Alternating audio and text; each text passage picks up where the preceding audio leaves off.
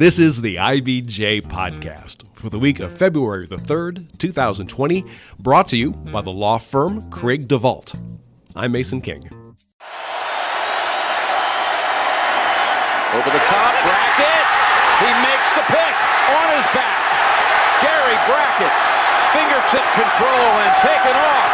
Still going before light forces him out. Wait till you see this athletic play by Gary Brackett. Well, there you go. That's Gary Brackett intercepting Tom Brady in a game from 2007 with a one-handed grab. Now, even casual Indianapolis Colts fans know Gary Brackett. Linebacker, 707 tackles in his career from 2003 to 2011. And as that last clip points out, he was small for his position, but found ways to make up for it. He was undrafted when the Colts gave him a shot in 2003. By 2007, he was the Colts' defensive captain, and that team, of course, went on to win the Super Bowl. You could make the argument, and indeed Gary does make the argument, that his whole life has been a collection of underdog stories in which he overachieves in situations where he wasn't given much of a chance and finds ways to vault huge challenges. Now, since he retired, he has become a restaurateur and owns the Stacked Pickle Eatery chain, which has 10 company-owned locations and several franchise stores. And over the last few years, he also has been working on another challenge, which in itself is a kind of underdog undertaking. He's trying to produce a movie of his life story. The working title is Brackett. And he's making definite progress towards the goal line. He has a script, he has a director, and about 30 minutes of proof of concept footage shot with professional actors. Brackett's looking for investors to help make the movie. He's set up on the crowdfunding platform WeFunder.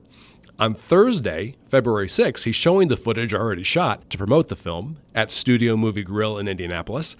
I sat down with him to talk about the project. Gary, thanks so much for joining us today and making some time. Yeah, thanks for having me on. All right, so pretend that I am a potential investor in the movie. Give me your best one-minute pitch for what this movie is about. Man, I think it's a great story of an underdog.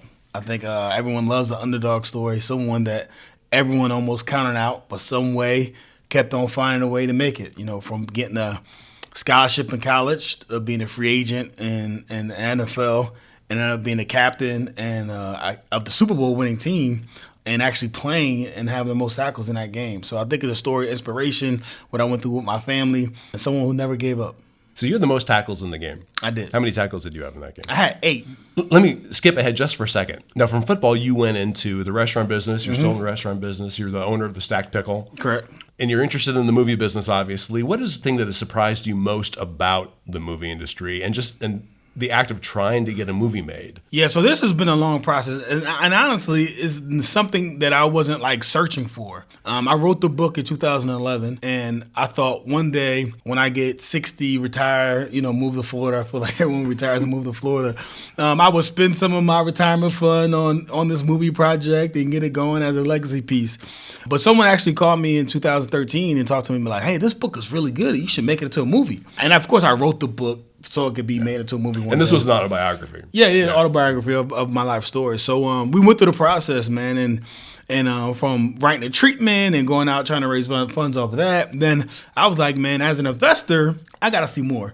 I'm sure there's a lot of treatments floating out there. So I actually paid to get a promotional trailer done, is what you see now on our website, bracket.movie. And it shows, how our story will be shot. And I think they did a really amazing job. And that budget for that was like $40,000. And we not only have a teaser, we also have a 30-minute that I'm going to be showing next week at Studio Movie Grill next Thursday. So I think they did a great job. So that really made me really super inspired to actually get the funding and get the actual whole project finished. So you did your own proof of concept. Yeah, exactly. This is what this would look like. And I think for a lot of people, when we first dropped it 2 years ago, I was getting calls like, "Hey, did this happen? Did you shoot it?" And that was the kind of the goal, right? To be like, "Yeah, no, not actually, but you can help now." So that initial investment, $40,000. Yeah, I mean, I'm well over 6 figures though in terms of what I personally spent inside the movie project. But you funded that first 40. Yeah, and everything up until this point. We have a script. So most movies at this stage don't have a script. So we have a script, we have a website, we have a lawyer. So this is something that's been going on for the last 2 or 3 years. But now, obviously, we got to a point where we try to position and make it inside of Hollywood, and that's extremely difficult to do. So now I think making it from a WeFunder platform where it could be crowdfunding, I think it's really indicative of just who I am, right? I'm an underdog, right? And how better to make a film about an underdog with an underdog story of how you financed it, right? Through crowdfunding. You could make another movie about making a movie. Yeah, no, exactly. I surely could do that. It's been some hilarious stories about meeting with people trying to raise funds. Okay, so you are in it for about $110,000 so far? Yeah, roughly. That's what it says on the WeFunder. It's more, but how they do their accounting, they don't allow certain things. So 110,000 is what's on the sheet on WeFunder. I'm excited about where we are, where we position, because with what we raised on the WeFunder, with some of the partners that we're talking to, we can legit, go into production this summer if we reach our goals. So how much does it cost to get a script made? Roughly $40,000 to $50,000. Is that right? Yeah, wow. It's tough. I mean, like you said, a lot of people, they think about making a movie, you just plow the phone to make it. But it's so much. Like even when we shot the 30-minute and the 3-minute, it was like 100 people on staff that was there between makeup and wardrobe. And someone's reading the script.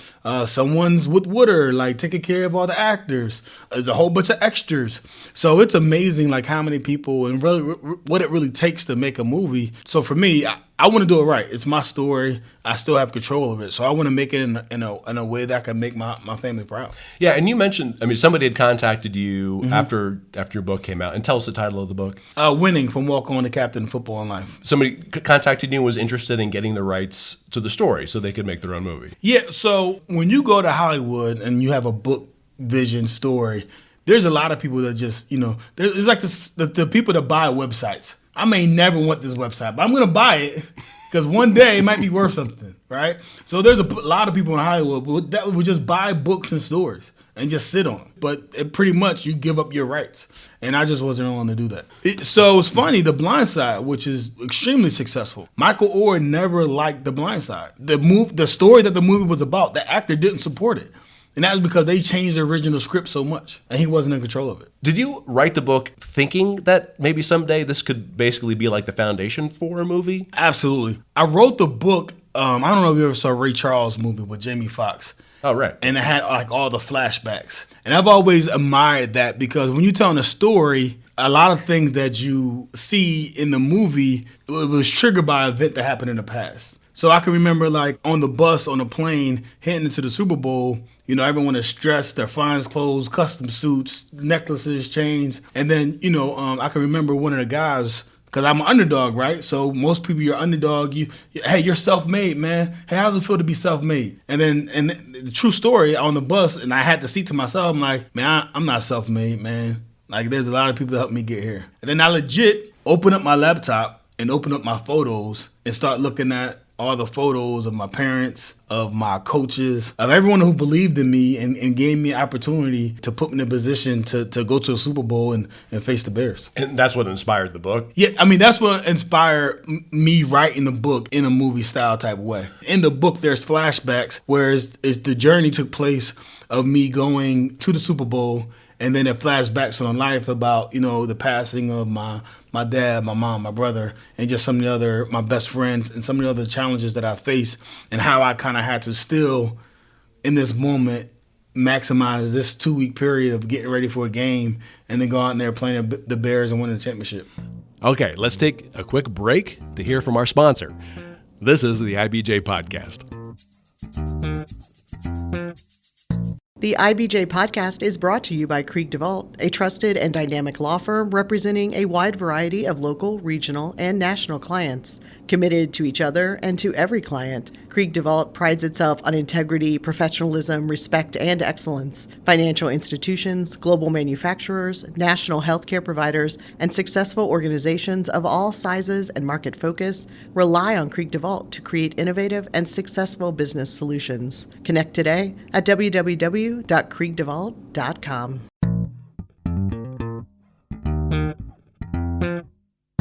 All right, we're back with the IBJ Podcast. I'm Mason King, and our guest this week is former Indianapolis Colts star Gary Brackett, who is trying to make a movie of his life story. So paint us a picture of your younger self. You're playing high school football. What is your life like? Man, high school football, man, it's funny. We played at a small school, Glassboro High School. About 500 kids went there. And I legit was the running back, the linebacker, the kicker, and the kicker returner. So I'm talking about small school, right? Like 5 people on the team? Yeah. No, we had a roster, but I was like the best athlete. So it was just like, you know, and at that time, leadership skills, I was the leader. Like, no, that's not anyone else. Like, no, I could do it better, so I should do it. Yeah. So I definitely wasn't delegating at that point in my life. Probably wasn't the best kicker either. I had a girl that I dated that really kept me in check. I lived in a tough area of town. I mean, small area, but it's across the street from the project. So and this is, as we were talking right before we turned on the recorder, this is in New Jersey, but it's really right outside of Philadelphia. Yeah, it's Glassboro, New Jersey. Yeah. So it was 20 minutes outside of Philadelphia, 15 minutes outside of Camden. Born and raised in Camden, New Jersey. At one point, it was the number one worst city in America. And now I think they're cleaning up, but there's been a lot of corruption with the mayors. So a lot of resilient people in Camden, for sure. But that's the kind of environment that I grew up in. In Glassboro, it wasn't Camden, but we were living across the street from a housing project. So a lot of the same drugs, prostitution, a lot of that same stuff was prevalent. And I would say I didn't really have a lot of great examples, but I had a lot of people who I didn't want to be like. And that kind of drove me to, I don't want to be like these guys. I want to be able to go to college, have an education, rely on something different. So you get to your senior year, and it's time to look at colleges. And I think I remember hearing that you were contacted by some colleges, but you didn't quite understand that process. And by the time you got out of school, or getting close to get out of school, you really hadn't had any kind of like meaningful contact with any of the colleges. Yeah, so I was of the mindset, like, if you build it, they will come. Like if you were so good, like someone would just knock down your door and say, hey, sign this paper, you got a scholarship. I didn't know when, teams actually sent you mail, they had to fill it out and send it back. Yeah. I didn't know that I had to like answer their calls and like actually go visit schools. So I'm just thinking like, no, someone's just gonna, it's the whole joke about, a guy waiting in the river and then a boat comes. He's like, no, God's going to save me. You could go ahead. And another boat comes. No, God will save me. And then the guy dies. He goes up to heaven like, hey, God, why did you save me? Like, I sent you 2 boats. So I think he sent me all this mail from colleges, and I just never filled it out. Okay. And so how did you end up at Rutgers? So Rutgers, they saw me and it was like, hey, is this kid Brackett, he doesn't have a scholarship? Like, I'm recruiting another kid from another town over. And I saw the film, and all I could see was Brackett killing this other kid who we're going to give a full ride, who signed to Syracuse. Like, so what's up with Brackett? So it was like, hey, this is what it is. And so they was like, hey, we don't have any scholarships left, but we have a recruited walk-on position where we'll recruit you to come on team and eventually play football, but you have to sit out your first year. Well, you have to be a walk-on, and then if you play good enough, we'll give you a scholarship. Did I hear this right, that your folks had to remortgage their house? Twice to get you into college? So they got me in a program. It was called EOF, Equal Opportunity Fund. And your mom was a pastor, is that right? My mom was a registered nurse and an ordained reverend, so yes, She was a pastor. So, yeah, you have a great high school career. You end up at Rutgers. You end up having a great college career. Mm-hmm. You're the captain of the defensive side. Right. Rutgers wasn't a great program, but you were a great player. But none of the pros are coming to find you and talk to you. How did you end up getting in front of the Colts? Again, it's full of stories, but at our pro day, we had one player on our team, LJ Smith. He's one of my best friends. He was going to be a number 1 draft pick, first round. He pulled his hamstring the day before the pro day. So 20 of the teams backed out coming. 4 teams are already in town, so they said, hey, we're already in town. We're going to have this pro day anyway. So it was the Colts, the Jets, the Eagles, and the Giants. So they ran this through, and a lot of guys, when they heard that everyone left, they thought the whole thing was canceled. So they went out drinking. Luckily, I didn't. So it was a bad showing of Rutgers football. Let me tell you, people were throwing up, cramping up, pulling a hamstring. It was awful. But the coach, the guy here, and I'm gonna say his name because Matt Turperding, he was with the Colts, but he was like in my corner. He was like, "Hey Gary, calm down, take a deep breath. You get one more chance. I want to get a clean number for you." So I would do that. He was like, man. And I had really, like when I looked, my numbers, 40, short shuttle, I was top 5 in terms of like just statistical numbers of like all the people who came out that year. I didn't go to the combine, but their numbers were recruited. So I looked at them numbers versus mine. I'm like, man, I'm faster than this kid. I'm quicker than him. I jump higher than him. So I had really good combine numbers. And I think the Colts, and it's like they don't share that information.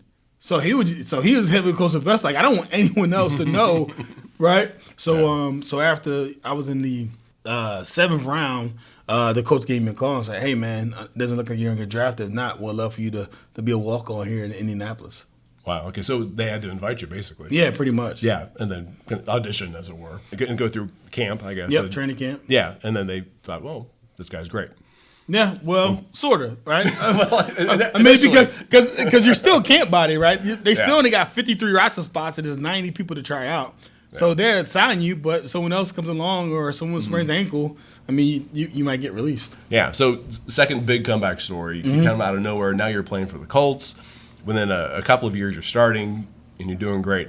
And then you just have this incredible round of family tragedies where you lost your dad, you lost your mom, you lost one of your brothers. And you've talked about this a lot in the past, and we don't need to talk about it now. Though, what one or two things would you say helped you get through that period?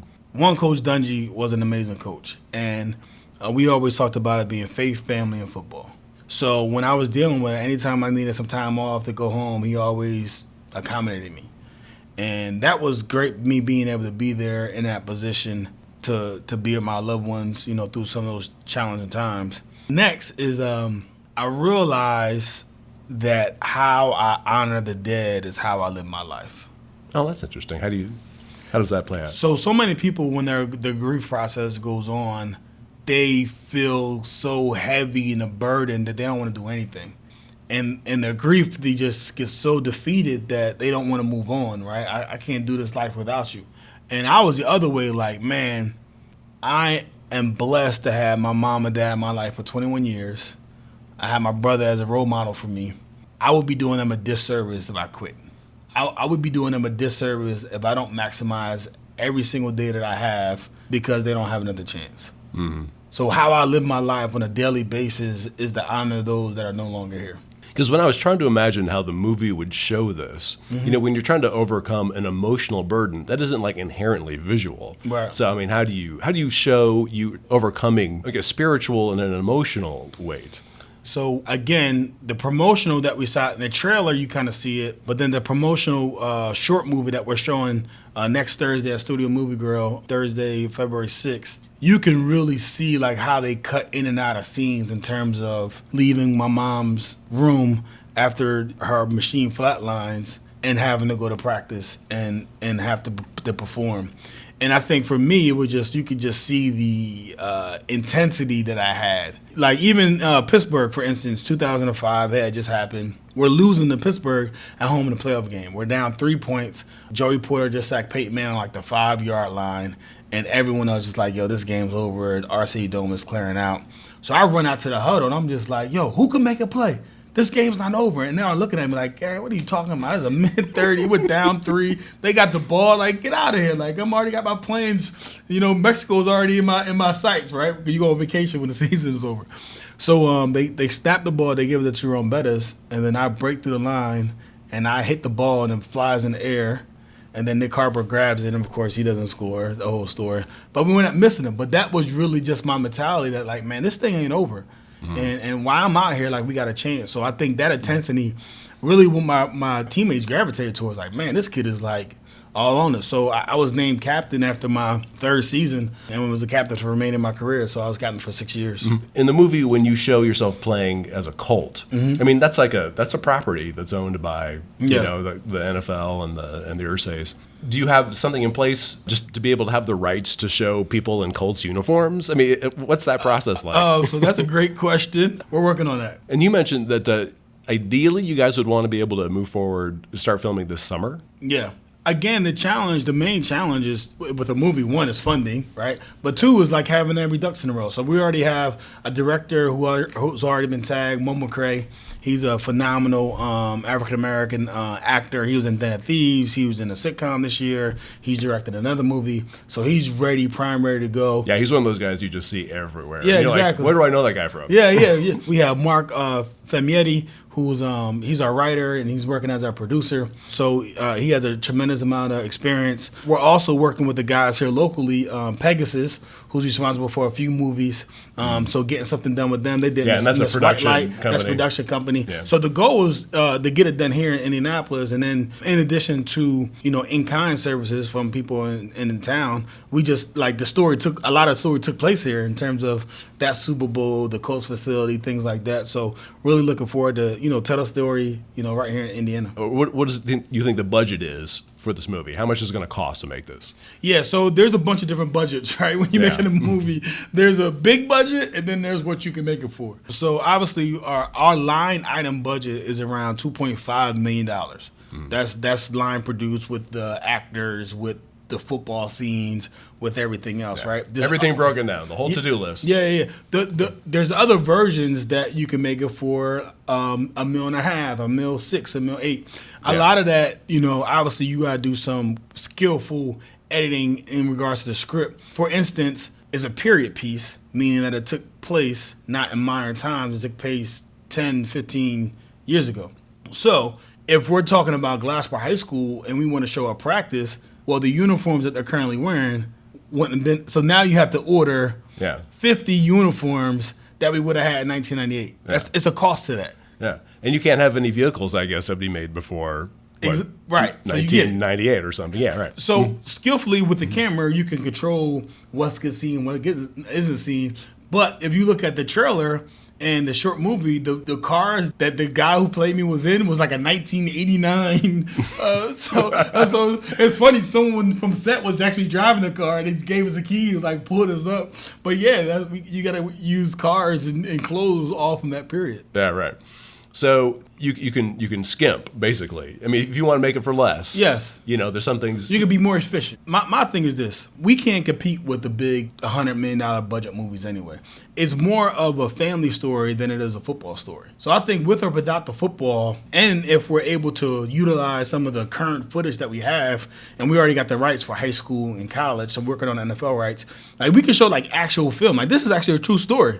Like it happened. Like I actually had tackles in the Super Bowl. Like I was a captain. There's actually footage of me walking out to the coin toss. So some of that could be utilized. You have a crowdfunding platform set up. WeFunder. The goal is about $1 million. Yes. Is that right? Correct. The movie that you want to make is $2.5 million. So where does the other $1.5 million come in? Yeah, that's a great question. So again, the group that we're working with, Pegasus in town, they're investing or they're raising funds alongside of us. They already have money committed for the projects. Additionally, like once you get a certain threshold of your movie and you get the final cost, you can actually get bonds on the remaining part. Oh, really? So yeah. So you can borrow on the Yeah. So you can borrow on the movie. In addition to that, like there's another version where like you can actually sell the movie before it's done and get the distribution like up front. So say we're gonna sell the movie for $2.5-3 million, someone can actually give us the $800,000 remainder for what the movie makes as well. Oh, okay, to finish the movie. Yes. And you mentioned Pegasus. Are they for sure working with you guys, or is this like a project that they're working on with you, kind of on spec until it's finally a go? No. So we have a agreement in place where they have to hit certain thresholds in order for their rights to kick in. So in good faith, we would love to kind of work with them. They're a local team. They've done a great job with their movies, and they really understand the Indiana landscape. We really hope that relationship comes to fruition, and we're working really hard to finalize that agreement here shortly. Okay, so you're still working on an agreement with absolutely, them. Yeah. But in the meantime, they can kind of feel around and see. Exactly. I mean, they've already got like several $100,000 committed for our project. Right. If you invest through Pegasus, you'll get 20% tax credit. In addition, you'll get 20% return on your investment. And it's an investment, right? So it has all the legal jargon. If the investment returns, it's a risk, but you still get 20% kicker on your money, and then you'll share profits after that. So I can imagine if I'm an investor and I get approached by this, or I see the WeFunder page, and I go, well, Gary Brackett played in the NFL for 9 years. Right. This guy's got all the money in the world. Why do I need to invest in this movie if you are obviously a millionaire? Right. So, I mean, if you look at any Hollywood film out there, right, people always fundraise, use different capital sources. Some of the richest people are rich because they don't put all their money, they diversify their investments, right? Yeah. And obviously I have restaurants, I have a whole bunch of stuff where my money is diversified in. So it just, I think, good business practice for anyone who has anybody on net worth to diversify their portfolio, and by having other platforms where you can, have other people come along with you. But if you wanted to, could you just write a check for $1.5 million and be done with it? Yeah, if I wanted to. Mm-hmm. Yeah, but I think, again, business model-wise, like, that's not something that I would do. Mm-hmm. Just based on, again, being prudent with my investments, looking at different, opportunities, how my investment funds are set up, right? A lot of my stuff I can't get to. So it's not like you're liquid. Like, you just like, hey, okay, yeah, cash that check. Let's go. it doesn't work like that. Let me go to the ATM. Yeah. A lot of your money is set up like for 10, 15 years. So it's just, you can't even get. It's not that easy for you to not at all. to yank that out. But also what you're doing is you're offering a business proposition to investors and say, and not only that, the journey. I mean, there's not often you can go ride for a movie and be along with the whole journey. So not only you can be an investor, when it comes out, you can protect your investment by what? Sharing it with your friends and bringing them along to the movie theater. Yeah. I looked at it like this: 10,000 people at $100 a pop, we reach our goals. So many people will say, oh man, they need $1 million. My $100 is not going to do it. It will do something. So this whole crowdfunding thing, I think, is like the new wave, and really want to get people excited about so you're actually, you're building your audience. Yeah, exactly. Before at the movie time. opens. Well, and obviously you know a lot of high net worth people. Mm-hmm. I mean, people you played with or people you met through football. Are you approaching those people as well, or is that just not something that's done? Definitely approaching them as well, and they've committed, but same thing, their money has to clear before it kind of comes in and stuff like that. But I think once you get to a certain threshold, and they've done a great job of their platform. I mean, this is what they do all day long, so they feel very confident in our film. Why they allowed us on the platform to say, hey, once we gain some momentum and people start recognizing what's happening and they see the proof of concept, like we have a great story to tell, great proof of concept, great numbers to show financially in terms of what's capable. We have actually footage to show you like what we were able to produce. So I think we're positioned as a pretty solid investment. And obviously there's risk involved, but I think it's something that there's people who's actually done this before and are willing to see this project to the finish line. Yeah, because so far on WeFunder, I think you have like maybe 5,000. Right, exactly. Yeah. Yep. And I personally, I know a few people that's bringing in some pretty big checks. And again, it's like, hey, when my money clears, like most people with millions of dollars just don't have millions of dollars just laying around in a bank account, right? Yeah, right. I mean, it's a process, which I get. And the thing is, with anything that I do in terms of investing, in terms of, selling stacked pickle restaurants, right? I think I always try to create a situation when I create pull rather than push. Meaning I'm not going to push this project on my friends or anybody that I know saying, hey, do this. No, I'm going to create pull. I'm going to create some excitement. I'm going to do some things where you're like, hey, that's really cool. I want to be a part of that journey. And I think I get more people there, and it's more natural than me going out trying to push it. No, it's not a sales guy. I'm going to inform you about the opportunity, and hopefully you'll get excited about it and want to join. Well, best of luck to you. Thank you. My thanks again to Gary Brackett. If you would like to learn more about the project, IBJ's Susan Orr has a story in the latest issue of IBJ. And before you get on with the rest of your week, I want to draw your attention to a couple other stories. If you feel like your smartphone, computer, or personal assistant device is eavesdropping on you and taking notes, you are not being paranoid. Anthony Shutley explains how your electronic devices are monitoring your digital activity, your movements in the real world, and listening in on your day-to-day life. And the way you're most likely to notice the results is through marketing, which happens to be one of the main focuses of the Indianapolis tech community. Also in this week's issue, Sam Quinn explores the options for reusing the extensive vehicle charging infrastructure that electric car sharing service Blue Indy will leave behind later this year. Again, you can find these stories in the latest issue of the IBJ, which you, of course, have delivered to your home or office or at IBJ.com. And remember to have full and unfettered access to all of IBJ's award-winning business content. Just click the subscribe button. Thanks again for making time this week for the IBJ podcast, which is edited by Leslie Weidenbender. I'm Mason King, and we'll be back again next week.